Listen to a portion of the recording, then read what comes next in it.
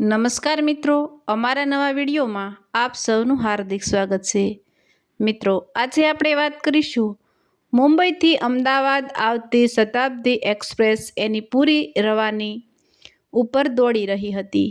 પ્રવાસીઓ રાત્રિ ભોજનની પ્રતીક્ષામાં આમ તેમ જોઈ રહ્યા હતા। એમાં એક અધીરા પ્રવાસીએ સામેની બર્થ ઉપર બેઠેલા એક જાજરમાન વૃદ્ધને પૂછ્યું, કાકા કેટલા વાગ્યા? બીજી વાર જો સમય પૂછીશ તો તારા 12 વગાડી દઈશ। કાંડા ઉપર ઘડિયાળ બાંધવાની ટેવ પાડતા તારા પિતાશ્રીનું શું જાય છે? કાકાએ અપેક્ષા બહારનો ઉત્તર આપ્યો। પૂછનાર રાતો પીળો થઈ ગયો, પણ કાકાની ઉંમર, એમના કિંમતી વસ્ત્રો અને રૂઆબદાર વ્યક્તિત્વ જોઈને એ અંજાઈ ગયો। એણે જિંદગીમાં ક્યારેય કોઈને સમય જ પૂછવાની બાધા લઈ લીધી।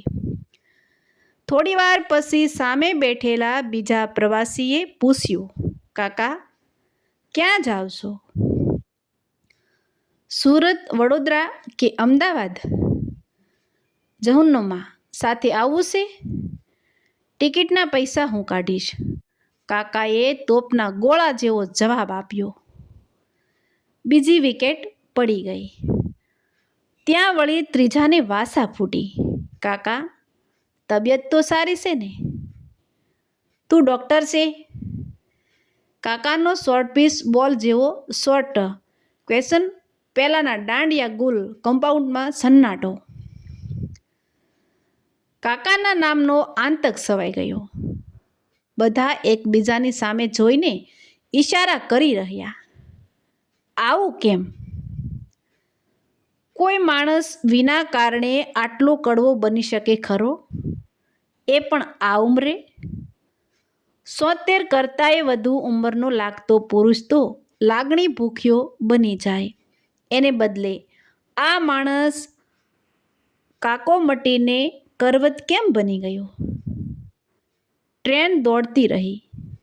બીજા પ્રવાસીઓ આપસમાં વાતો કરતા રહ્યા। આખરે પેલા કાકા પણ એમાં જોડાયા।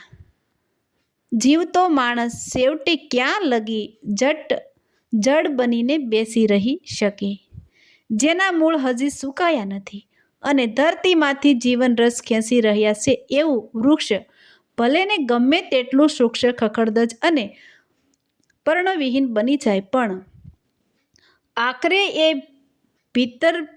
ભીતરની ભીનાશને ક્યાં સુધી છુપાવી શકે? ધીમે ધીમે એ વૃદ્ધે પોતાની જીવન મંજુષાનું ઢાંકણું ઉઘાડી નાખ્યું।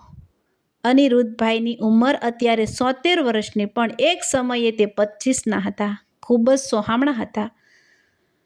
ખંડેર જો આવું આકર્ષિત હોય તો ઇમારત કેવી હશે? તેજસ્વી કારકિર્દી અને તીવ્ર બુદ્ધિમત્તા। સરકારી ઇન્ટરવ્યૂમાં પ્રથમ ધડાકે જ ક્લાસ 1 કક્ષાની નોકરીમાં પસંદ થઈ ગયા। પત્નીનું નામ મંદાકિની, એ પણ એટલી જ ખૂબસૂરત। કાકા તમે વાત કરો છો એ સાંભળીને અમને તો ઈર્ષા થઈ આવે છે। બાજુમાં બેઠેલી એક કોલેજિયન યુવતીએ ટહુકો પુરાવ્યો।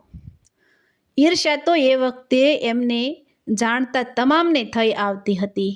મુંબઈના એ જમાનાના એલિટ સમાજમાં અમારી જોડી અનુમંદાના નામથી પ્રખ્યાત બની ચૂકી હતી।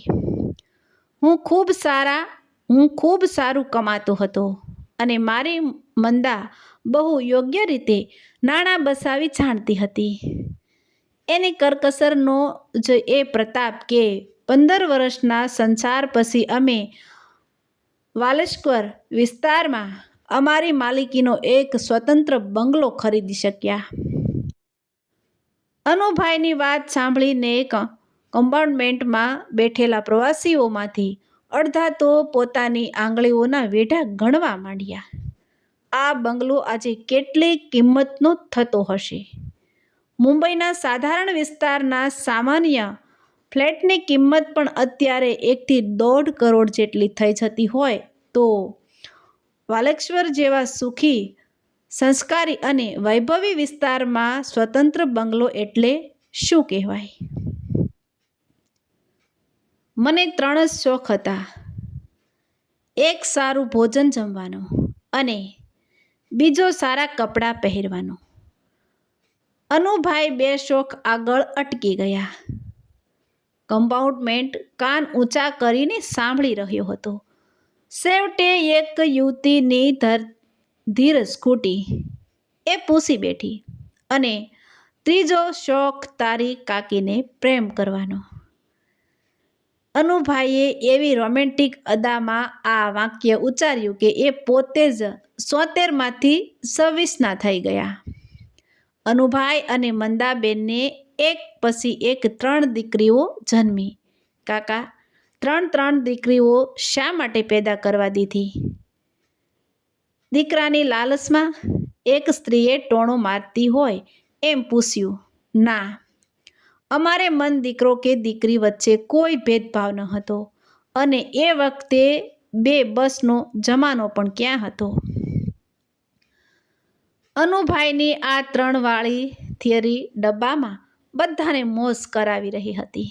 એવી જ મોજ અનુભાઈને જીવનમાં આવી રહી હતી.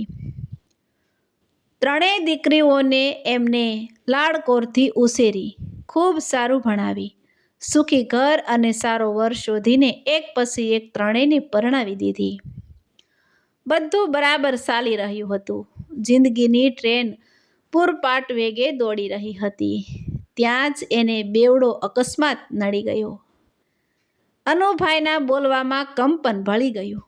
હું 58 વર્ષનો થયો ત્યારે વિચાર્યું હતું કે હવે ઘેરે બેસીને શાંતિથી મંદાની સાથે નિવૃત્તિભરી જિંદગી માણીશ. પણ અચાનક એ જ વર્ષે સાવ ટૂંકી માંદગીમાં મારી પત્નીનું અવસાન થયું. મારી ટ્રેન પાટા પરથી ખડી પડી. હવે મને ભાન થયું કે પત્ની ગઈ તે પહેલો અકસ્માત અને નિવૃત્તિકાળ એ બીજી દુર્ઘટના. પ્રેમ ભૂખ્યો પુરુષ ક્ષણોનું ગણિત ગણતો થઈ ગયો. ઘડિયાળના કાંટાનો મોહતાજ બની ગયો. મંદાને પ્રેમ કરવો એ એનો શોખ હતો, આદત હતી, વ્યસન હતું. એમાં હાથની સ્વાદિષ્ટ વાનગીઓ જમવી એ બીજી પ્રિય આદત હતી. પત્ની ગઈ એની સાથે જ અનુભાઈના હૃદયમાંથી જીવન રસ ઉડી ગયો. 58મા વર્ષે તમે વિધુર થયા. અત્યારે તમે 76ના છો. એનો અર્થ એ થયો કે છેલ્લા 18 વર્ષથી તમે આવી રસ વગરની જિંદગી ઢસડી રહ્યા છો. શું આ જ કારણ છે તમારી જીભ ઉપર આવી ગયેલી કડવાશનું? આ પ્રશ્ન પૂછનાર પ્રવાસીએ જ હતો જેણે સફરની શરૂઆતમાં જ અનુકાકાના મોઢેથી એના પિતાશ્રી સમાણી ગાળ ખાધી હતી. ના, કેરી ગમે તેટલી કહેવાય તોય કડવી તો ન જ થાય. હું મધ જેવો મીઠો માણસ હતો. પોણા ભાગની જિંદગી સુધીમાં ન તો ક્યારે ઝેર ચાખ્યું હતું, ન કાઢ્યું હતું. મંદાના મૃત્યુ પછી પણ 10-12 વર્ષ તો મેં ખેંચી કાઢ્યા. પૈસાની ખોટ ન હતી. શરીર ખખડતલ હતું. આખો દિવસ સાહિત્ય, સંગીત અને મિત્રોની સોબતમાં પસાર થઈ જતો હતો, અને ગમે ત્યારે ગમે તે હોટલમાં જમી લેતો હતો. પણ છેલ્લા 2-3 વર્ષથી શરીર લથડવા માંડ્યું. આંતરડા નબળા પડતા ચાલ્યા. મિત્રો પણ એક પછી એક બિસડે સભી બારી-બારીની જેમ મને એકલો છોડીને રવાના થયા. ત્યારથી મારી કમબખ્તીની શરૂઆત થઈ. અચાનક અહીં સુધીની વાત સાંભળ્યા પછી કોકને યાદ આવ્યું, તમારી દીકરીઓ શું કરે છે? એમાંથી કોઈ તમારી મદદે ન આવી? કેવી રીતે આવે? પરણીને સાસરે ગયેલી દીકરીઓ પોતાનો સંસાર સંભાળે કે બાપને સાસવવા દોડી આવે? સૌથી મોટી અને સૌથી નાની દીકરીઓ તો લોકલાજે પણ મને મદદ કરવા માટે ન આવી. વસેટ દીકરી આવીને કરગરી પડી, પપ્પા, તમે મારી સાથે ચાલો, હું તમને પ્રેમથી સાચવીશ. મેં બંગલાને તાળું માર્યું. મંદા મરતા પહેલાં 3 કિલોગ્રામ જેટલું સોનું બસાવી ગઈ હતી.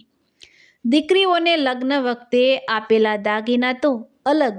મેં 3 સરખા ભાગ પાડીને 1-1 કિલો સોનું ત્રણેય દીકરીઓને વહેંચી દીધું અને વસલીની સાથે ચાલ્યો ગયો. અનુભાઈની જિંદગી હવે ડાંબરની લીચ્છી સડક ઉપરથી ઉબડખાબડ રસ્તા પર ફંટાઈ રહી હતી. એકાદ મહિનો તો સારી રીતે પસાર થઈ ગયો, પણ એક દિવસ એ જમાઈને દીકરી સાથે આવો સવાલ પૂછતા સાંભળી ગયા. તારો બાપ હજુ ક્યાં સુધી જીવવાનો છે? એ જટ મરે તો વાલેશ્વરનો બંગલો અને લાખો રૂપિયાની ફિક્સ ડિપોઝિટો આપણા હાથમાં આવે? એ જ દિવસે અનુભાઈ દીકરીનું ઘર છોડીને પોતાના બંગલામાં પાછા આવી ગયા. એક નોકર રાખી લીધો મકાનની સાફ સફાઈ માટે, એક બાઈ રાખી લીધી રસોઈ પાણી માટે. બાઈ 65 વર્ષની દુખિયારી વિધવા હતી. સવારથી જ એ બંગલામાં આવી જતી. બંને સમદુખિયા જીવન સાથે બેસીને ચા પીતા.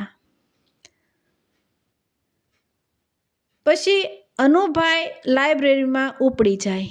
બપોરે પાછા આવીને બંને જણા ભોજન લેતા. સાંજની રસોઈ જમાડીને પણ પેલી વૃદ્ધા એના ઘરે ચાલી જતી. આ રીતે પણ મારી જિંદગીના અંતિમ વર્ષો પસાર થઈ ગયા હોત, પણ મારા જમાઈઓને પેટમાં તેલ રેડાયું. એક દિવસ એ ત્રણેય જાલિમો ભેગા થઈને મારા બંગલે આવ્યા. મારી સાથે ઝઘડવા લાગ્યા. તમને શરમ નથી આવતી? આ ઉંમરે ઘરમાં રખાતને ઘાલતા? અરે લાવવી જ હતી તો કોઈ જુવાન બાઈને લાવવી હતી ને. આ ડોશીમાં તમે શું જોઈ ગયા? બસ મારું દિલ તૂટી ગયું. પેલી બાઈને મેં રવાના કરી દીધી. બંગલાનું તાળું મારી દીધું. વિલ તૈયાર કરાવી લીધું. હવે આખો દિવસ ને પૂરી રાત દેશભરમાં ભટકતો રહું છું. મારા ઘરે ટપાલ વાંચવા પૂરતોય જતો નથી. હું ખુદ હવે ટપાલ બની ગયો છું. સરનામા વગરની ટપાલ. બસ ટ્રેનમાં જમી લઉં છું, ટ્રેનમાં ઊંઘી લઉં છું. ક્યારેક આવી જ કોઈક ટ્રેનમાં મરી પણ જઈશ. હું કડવો નહોતો, પણ જિંદગીના અનુભવોને મને કડવો બનાવી મૂક્યો છે. ટ્રેન દોડતી હતી, પણ પ્રવાસીઓના મન શુદ્ધ હતા. આખરે એક યુવાને મૌન તોડ્યું. કાકા, માફ કરશો, એક નાજુક સવાલ પૂછું છું. તમારા વિલમાં તમે શું લખ્યું છે? મારી પાસે હજુ પણ 20 કરોડની સ્થાવર અને રોકડ સંપત્તિ છે. એમાંથી ફૂટી કોડીએ મારી દીકરીઓને નહીં મળે. મારો દેહ જ્યારે પડે, જ્યાં પડે, ત્યારે જે ભલો ઇન્સાન મને અગ્નિદાહ આપવાનું પૂર્ણ કાર્ય દાખવશે, એ જ મારી તમામ સંપત્તિનો વારસદાર બનશે. કાકાની વાત સાંભળીને ડબ્બામાં સન્નાટો પસરી ગયો. તો મિત્રો, આવા જ નવા વિડીયો જોવા માટે અમારી ચેનલ લાઇક, શેર અને સબસ્ક્રાઈબ કરજો. અને જો મિત્રો આ વિડીયો તમને ગમ્યો હોય તો તમારો પ્રતિભાવ કોમેન્ટમાં જરૂરથી જણાવજો.